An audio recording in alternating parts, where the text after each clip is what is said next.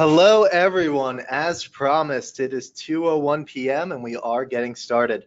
I want to welcome back everyone to the June edition of the Netelixir webinar series.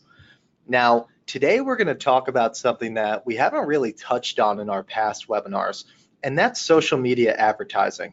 Now, there were a lot of different ways we thought we can go with this, but instead, we thought we'd go with one that we find we're talking with people about on a weekly basis. And that's avoiding some of the most common Facebook advertising mistakes there are. Now, today, I am joined by Lauren Greenberg, our social media analyst, Rachel Yanni, our social media associate, and for those of you who have been on past webinars, you remember my voice. I'm Steve Murphy, the Director of Marketing at Netelixir. We're going to start by telling you a little bit about the state of Facebook advertising and why it's so important for retailers today. We'll then jump into some of the most common Facebook advertising account setup mistakes, some of the most common ad management mistakes, and we'll also teach you tips for how to avoid them and make your Facebook account better than ever. Finally, we'll save a little time at the end for some question and answer from the audience. So what I would advise you to do is feel free to drop your questions in throughout the webinar. This way, we can take a look and make sure we have good answers prepared for you towards the end. So if you have them, don't hold back. Please feel free to drop it right into the questions box. Now, before we jump into the Facebook ad mistakes, I do want to do a brief introduction to Netelixir for those of you who haven't had any experience with our agency. We are a boutique search marketing firm that helps retail e-commerce brands decode what makes people click. We believe that digital marketing should go much deeper than just CTR and CPCs and all these other acronyms that you hear every day.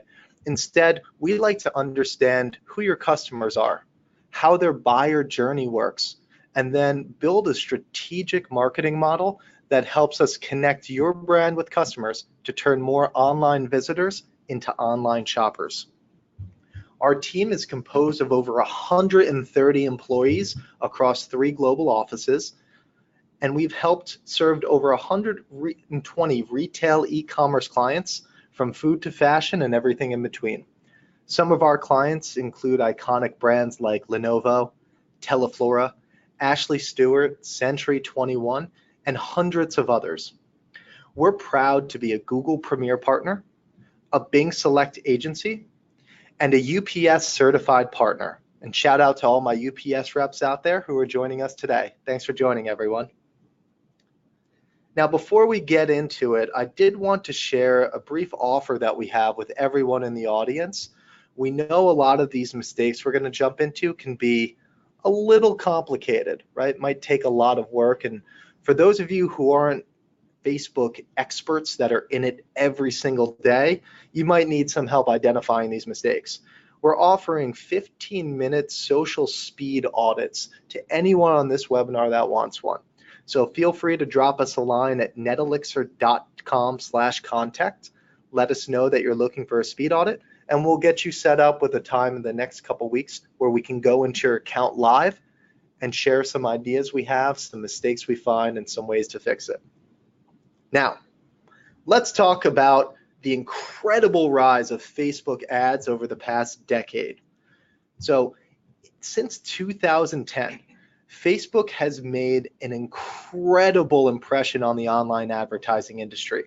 In fact, in 2018, Facebook projects to have over 20% of the global ad market share. 20%. That means 1 in every 5 ads placed online will be on the Facebook platform and within its network. This is incredible. And we can see how it's become a $40 billion industry for Facebook, making them the second biggest ad network next to Google in the past decade. And the appeal for this is especially high for retail and e-commerce brands, right? Let's take a look at this study from WordStream.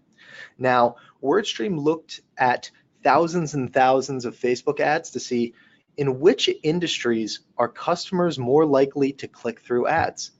And when we look at 3 of the 4 highest categories, they're all retail related, We have apparel at 1.24% click-through rate. We have beauty at 1.16%. And finally, we have pure retail at 1.59%. So when we ask ourselves, why is this? Well, I think some of the answers are pretty obvious to everyone out here in the audience, right? First and foremost, Facebook is a highly visual platform and retail is a highly visual space. People want to be able to see what they're buying, and the large creative formats that Facebook offers makes this the perfect platform to showcase your different products. Secondly, a lot of purchases in retail are somewhat impulse purchases, right?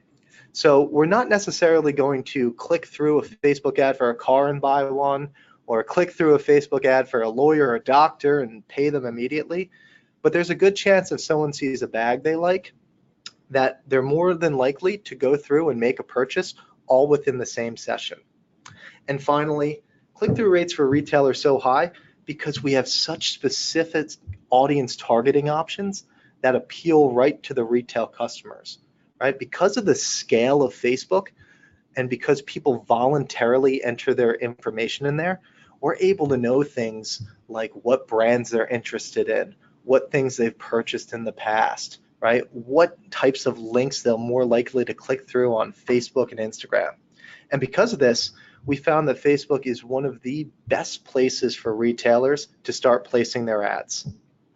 Now, because of that scale, we've also seen that small mistakes can have a major impact on your business, right? As more retailers and more advertisers begin to buy advertising space, it means that every single account and campaign you run has to be flawless in order to compete and get a positive ROI. So I'm now going to take the time to hand it over to Lauren and Rachel to dig into the 10 most common Facebook mistakes we see and how you can avoid them. Thanks for the intro, Steve. To get started, let's talk organization. Who doesn't love a nice, organized campaign structure? Well, just like all things when it comes to organizing, it's usually easier said than done. We'll jump into an example on poor organization structure versus a good organization structure to get started. So notice how in this account structure, it's broken up into 4 campaigns with 1 ad set and 1 ad per campaign. We have campaign 1, which has 1 ad set in it and 1 ad within the ad set, and this structure is repeated for each of the campaigns 1 through 4. This isn't the ideal way to set up the campaigns because it's actually too granular, and once you begin running more campaigns, it will become hard to manage this structure. Let's jump into a more efficient way to organize your campaigns. Thanks, Lauren. So our solution to this builds a clear hierarchy before you even start running any campaigns. Of course, there's no right or wrong way on how to set up a structure. It will all depend on what kind of campaigns you plan to run. This comes with testing what works for you and being flexible in making necessary changes in the future. In this example, we have 1 campaign, 2 ad sets under this campaign, and different variations of ads within each ad set. This structure makes it easy to run different audiences, which are defined at the ad set level, under the same business objective, which is defined at the campaign level. Once that is created, you will then be able to set up a variety of ads in specific audiences. A best practice that we follow here at Netelixir is to split your campaigns up by acquisition audiences and retargeting audiences, which we will touch on later in this webinar. One of my personal pet peeves and mistake number To expand upon what Rachel just showed you, here's an example for one of our retail clients where we have the structure in the previous slide in place. You'll notice how this is more organized and efficient because there are now 2 ad sets per campaign and 2 ads per ad set. It's always beneficial to have multiple ads within an ad set to make sure you are showing users a variety of ads and seeing which ad resonates best with them. We'll get into more of ad best practices later in the webinar. One of my personal biggest pet peeves and mistake number 2, not having a naming convention. The first ingredient in a perfect ad account recipe is the naming convention. Having no naming convention is a huge mistake because you'll end up creating more work for yourself. Imagine your brand runs a 25% off and 50% off promo every month. And then at the end of the month, at the end of the 6 months, your boss wants an analysis on how the 25% off promo did compared to the 50% off promo. Now imagine you name the ads differently each time. So 1 month you may have named the ad promo, and the next month you named it promotion, and so on. This makes the analysis almost impossible to do. Similar to an organized campaign structure, we highly recommend creating an organized naming convention as well, especially at the ad level. Sure, if you create a minimal amount of ads, it may be easier to remember which ad was which, but when you have over hundreds of ads, I promise they will be impossible to keep track of without a clear naming convention. Your naming convention can include things like objective, which is at the campaign level, audience, whether this is by gender, age, lookalike, or placement, and can be customized at the ad level, which can be shown in the example on the next slide. Here we have an example from one of our retailers. We have the name of the month abbreviated because we know that our client sends creatives once a month.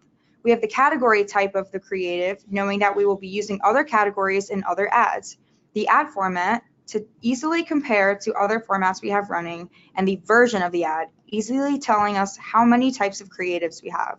For example, if we have 2 different copy variations with the same creative, we'll use V1 and V2 to show we have different versions. So say your boss does want that analysis on how the promotions ran from that specific date. What do? Well, with a specific naming convention, you will quickly be able to find exactly what you were looking for. Say you export your data in Excel. To sit there and manually figure out which ads were what is a nightmare. With a structured naming convention, you will be able to tell exactly what type of ad it is without even looking into the ads manager, and will save you valuable time. A best practice that we use at Netelixir is staying as consistent as we can with our naming conventions across the board with all of our clients.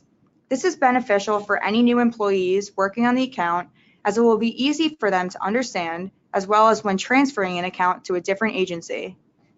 To piggyback off of our current ad naming structure Rachel just took us through, let's talk a little bit about our campaign level structure.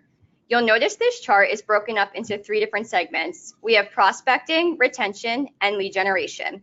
The purpose of segmenting campaigns like this is to make reporting smoother and to keep everything organized.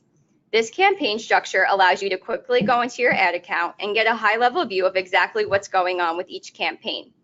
Next, we have a few abbreviations that we use. You'll notice the prospecting campaigns are labeled as NXP, which stands for Netelixir Prospecting. The purpose of this is to shorten the UTM tags and make the ad account look more clean. DIB stands for demographics, interests, and behavior. This means the campaign will be targeting users based on their demographic, interests, or behaviors. Well, at least while Facebook still lets us target that way. Last, we have LAL, which stands for lookalike. Anytime you see LAL in the campaign, it's a clear indicator that the campaign is targeting a lookalike audience and that it's a prospecting campaign. For those of you who use Google Analytics, this is a way where you can map back specific campaigns from Facebook into Google Analytics. You may have 10 different lookalike audiences in your Facebook account. So if you want to see the return from all lookalike audiences using Google Analytics numbers, you can go back into Google Analytics and easily set up a custom report and filter for LAL. As you can see, a clear and concise campaign structure like the one shown above eliminates reporting nightmares and keeps everything organized. I'm very sorry for this one because I think this is one of Facebook's best kept secrets, but boosting posts is inefficient and a waste of your money. Okay, I know that was harsh, but we're just being honest. Boosting posts is so easy. We know you can just do it with one click of a button and bam, your post is boosted and it's going to reach people all the way in Mars. Just kidding, but in all seriousness, boosting posts is a mistake and is inefficient because the objective defaults to engagement, whereas when you have a paid ad, you select the objectives such as conversions, website traffic, brand awareness, and etc. I know this slide may be a lot to take in, so I'll pass it back to Rachel to give you a quick and easy solution. Come on, guys, don't be lazy and create that paid ad. It may just be a tad more work, but I promise it will be worth it in the end. As Lauren had mentioned, boosting a post on Facebook defaults to optimize for engagements. This will only target users more likely to engage with your ads. Creating a paid ad gives you more control over what objective you want to use, the audience you're targeting, and the ability to customize your ad. Another major difference between the two is that the boosted post does not give you a call to action button. Let's take a look at an example from one of our past tests. In the table shown, we compiled our results from our boosted post versus paid ad test from one of our retailers. The paid post yielded higher orders at 33 versus 1 order, higher sessions at almost 1,500 versus under 1,000, and a lower cost per click at $1.26 versus $2.42. Although the boosted post generated a higher reach and page engagement, our paid ad generated better results that were aligned to our conversions objective. As I had mentioned earlier, another difference between the boosted post and paid ad is the call to action. These results prove just how important that call to action really is. Notice the click-through rate in the paid post is 75% higher than the boosted post, all with just one extra button in the ad that says shop now. These results truly prove to us that it is a waste of money to run boosted posts. Of course, if your only goal is engagements, by all means run the boosted post, but we highly recommend putting in the extra work to create that paid ad instead. Editing live campaigns. This is one of the most common mistakes that we see happen way too often. Editing live campaigns is a mistake because not only does this interrupt the learning phase and force it to start over, but you also lose all the past data from your campaigns. For example, let's say you're running a Facebook ad set and the audience targeting is set to men and women ages 18 to 55. But halfway through the campaign, the performance is poor and you want to change the targeting. It's easy to just press edit, make the change, and click save. However, you will lose all of the data and interrupt the delivery of the ad set. What you'll want to do is duplicate the ad set and then make the change. I'll pass it back to Rachel for more direction on best practices for duplicating ads. The simple solution to this mistake is always duplicate, duplicate, duplicate. I cannot say this enough. It's easy as one click of a button. This minor detail will save you in the long run if you ever need to look back at past data. So what happens if I did edit an ad set directly by taking out detailed interests? 2 weeks later, I've noticed that performance has dropped. I look to see what changes were made, but I've absolutely no idea what was added or deleted to that ad set. This is why we duplicate, so you can see the exact effects of any new changes. Plus, if performance does end up dropping, you can switch back to the old ad set easily. In this example here, we have a lead generation ad, and that we have the original ad, and then we have the duplicated ad. In the original ad, we have LAL email subscribers, which stands for lookalike email subscribers. In the duplicated ad, we follow the same exact structure as above, but then we add on the month. Adding on the month will come in handy down the line if you ever need to reference any past data from, let's say, an April lead generation ad. Had you not have duplicated the ad, you wouldn't have any of the past data and you would only have the most recent version of the ad. Another classic mistake, one we've actually made ourselves, restricting placements in ad sets. While Facebook has many placements and some perform better than others, one mistake we see frequently is that people fail to check off all placements. This is a mistake because when you select all placements, Facebook's algorithm will do its magic and show people ads in certain placements based off of a few different factors, like the time of the day and when it's least expensive to advertise. For example, one mistake we've seen in the past is a brand will target an ad set to run on all placements, except for the Instagram stories placement. And then they'll create a separate ad set for just Instagram stories. While in theory, this could seem like a good option, but because you can have control over the spend, it's actually inefficient because now Facebook is going to spend however much money it takes to get a result on the Instagram story placement. Whereas if it was set to all placements, Facebook would strategically choose when to show that ad and what time of the day and how much to spend on it, based on when the cost per result will be the lowest. So basically what Lauren is saying is trust the Facebook algorithm. After not only confirming with Facebook reps, but also personally experimenting here at Netelixir, we recommend this. Facebook will decide where the best placement to spend is based on your campaign objective and audience optimization. This is especially apparent when running any new campaigns because you can get an idea on which placement is higher performing. For one of our clients, we experimented with splitting out Facebook and Instagram ad sets and performance diminished. Facebook force feeds these ads with the given spend instead of optimizing for the best placement. I think we can all agree that seeing an irrelevant Facebook or Instagram ad is beyond annoying. One mistake we see frequently is that people are running the same creative for the same audiences. Running the same creative for all your ad sets is not only a mistake, but such a missed opportunity to show users some great content that is relevant to them. This is a mistake for obvious reasons.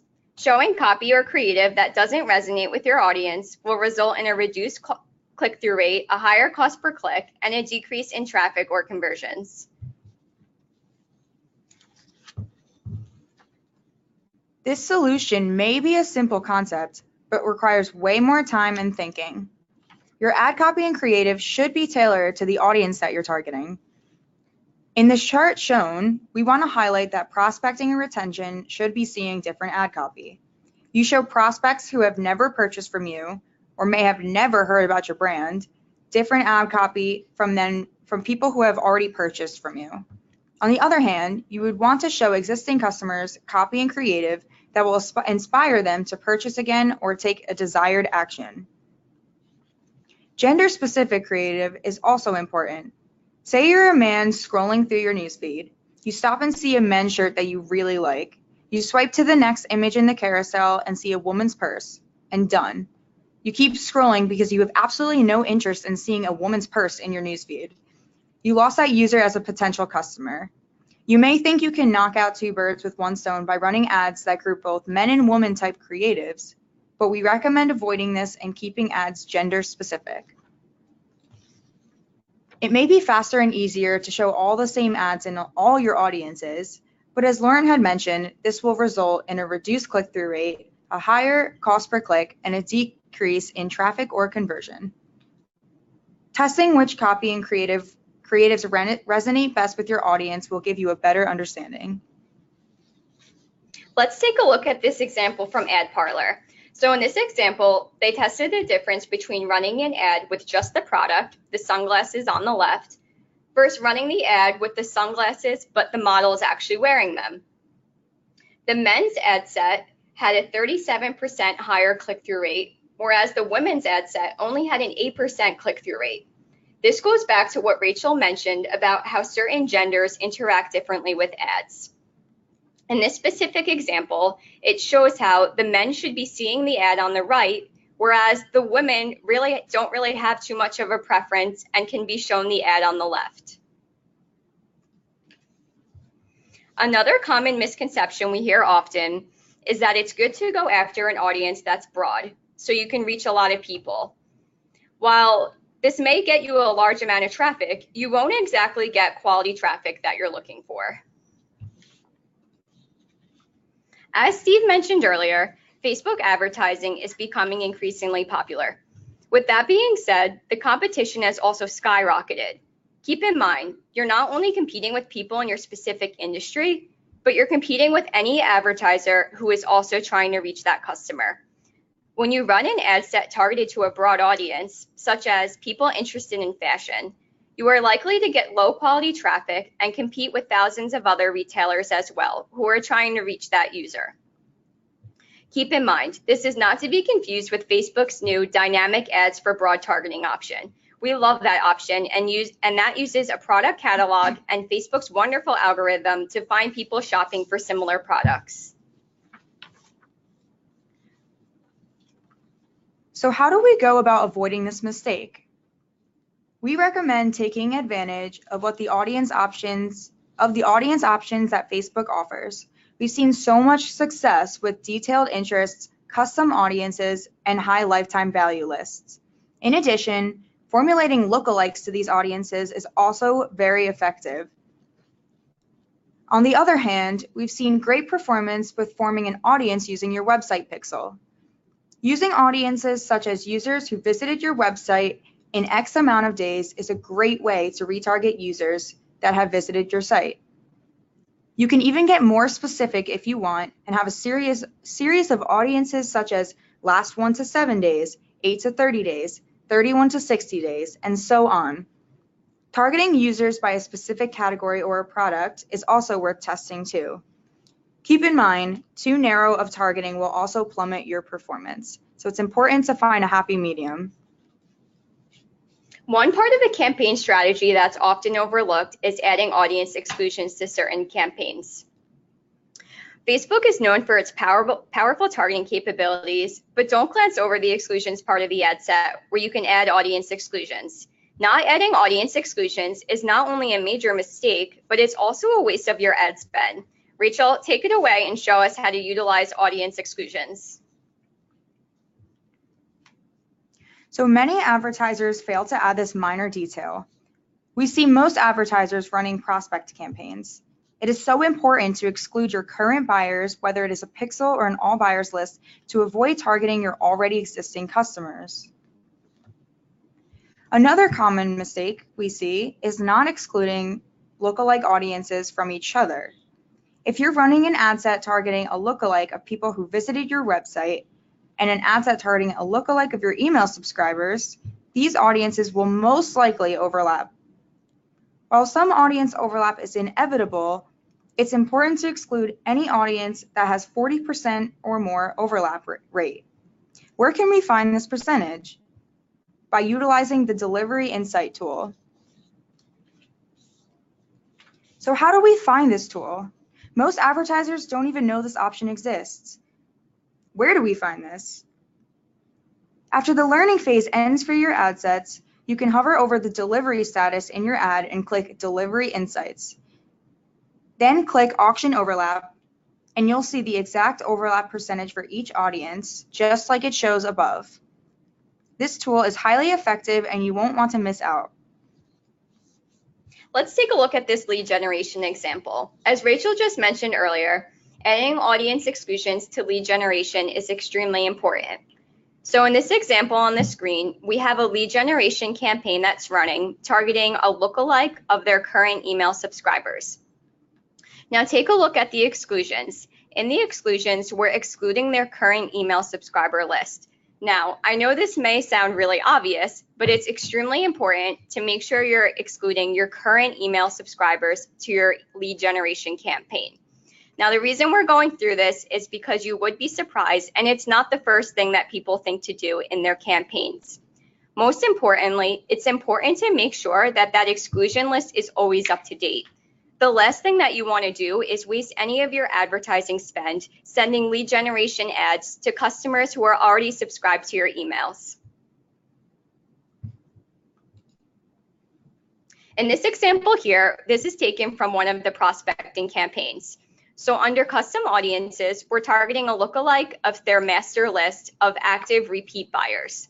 Now, in the exclusion list, we're excluding the master list complete list and master list all customers. So essentially what we're doing here is we're excluding all current customers from the prospecting campaign. Why is this important? One, this is important to make sure that your prospecting campaign isn't targeting people who already are your customers. And two, it's important to make sure that your campaigns aren't competing against each other. If you're running a prospecting campaign towards a lookalike and also running a retargeting campaign towards your current active buyers, you don't want those two to compete in the ad auction. This mistake truly hurts my heart. If you're not running dynamic ads, you're truly missing out. Okay, I know I may sound dramatic, but you really are missing out by not running dynamic ads. Not only are you showing users content that isn't tailored or maybe even relevant to them, but ad fatigue is also more common. In case I haven't convinced you on why this is a mistake, I'll hand it over to Rachel to show you some solutions. To confirm what Lauren has said, dynamic product ads are so amazing. Both the retargeting and broad targeting feature in Facebook is an absolute game changer. Whether it's the last 7 days, last 14 days, last 28 days, Or if you want to do all three, you can retarget users with the exact product that they looked at automatically. You can also cross-sell to retarget users looking at similar products. On the other hand, you can use the broad targeting option that optimizes to find new customers, showing them similar products that they have viewed in the past. Whatever option you choose, the dynamic features are something you shouldn't shy away from. Not to mention, it is a major time saver between resizing creatives, sending creatives, creating the ads, and going into the account to make all of these changes. Mistake number 10, you aren't looking at the right metrics. With so many metrics in Ads Manager, the biggest mistake is looking at the wrong metrics to evaluate the performance of your campaigns. We get the same question from most of our clients. What metrics should we be looking at? It's a pretty valid question, since to be honest, there are so many metrics in Ads Manager, and it can be confusing to know which metrics matter and which really don't. One of the biggest mistakes we see happen often are that people evaluating their campaigns based off of the wrong metrics, and they really just don't even know what metrics matter. If your objective is conversions, sure, you can look at post engagement to get an idea on the level of engagement for the campaign, but you shouldn't make adjustments based on that metric. Rachel, I'll leave it to you to break it down and make it simple for everybody. Simple solution: align your metrics to your business objectives. Set specific goals based on your business needs. Ask yourself questions like, what is your reason for advertising on Facebook? Do you want to acquire new customers or drive sales?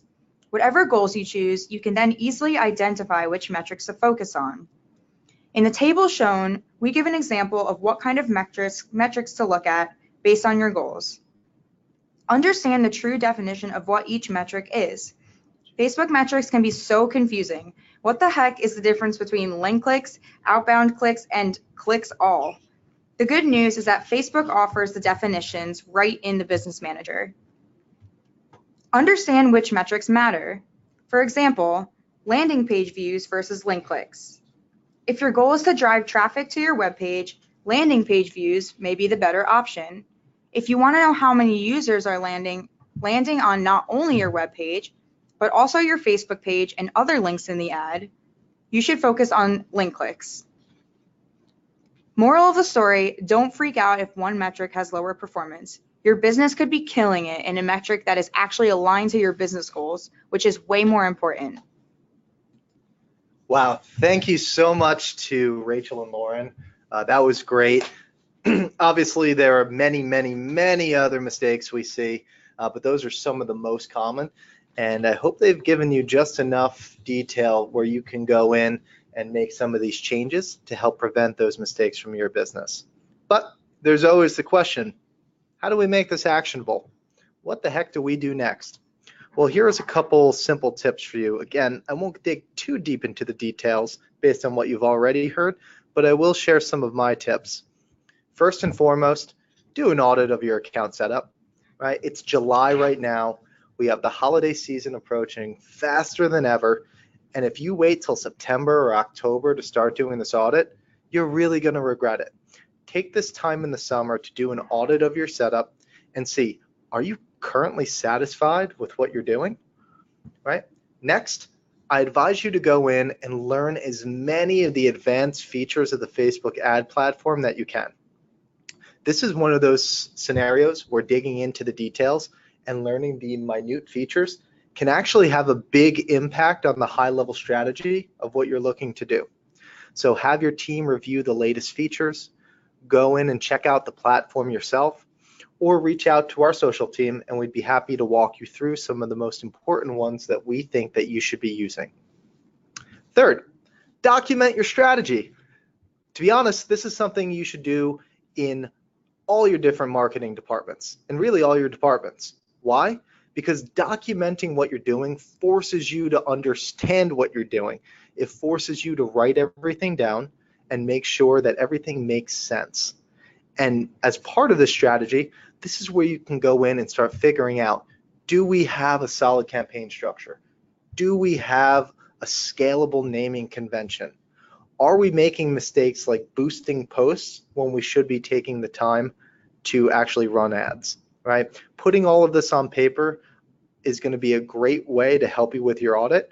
And it's also going to be a great way to help you scale moving forward if you hire new team members, hire an agency, or just want to grow your team. And finally, train everyone on these points. We find that a big part of our job as an agency isn't just getting into Facebook and doing things, but it's also training our clients on best practices. So we advise you and your in-house team or with your agency, or if you'd even like to talk to us, make sure to train everyone on all of these points and avoid these mistakes before they get started.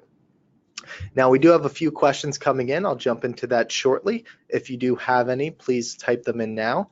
And a quick reminder before I do Q&A, if you'd like to get one of those speed audits, again, feel free to drop by netelixir.com/contact, drop in your question, say that you'd like a speed audit, and we'll come back and schedule that with you and your team. So let me jump into my questions tab now.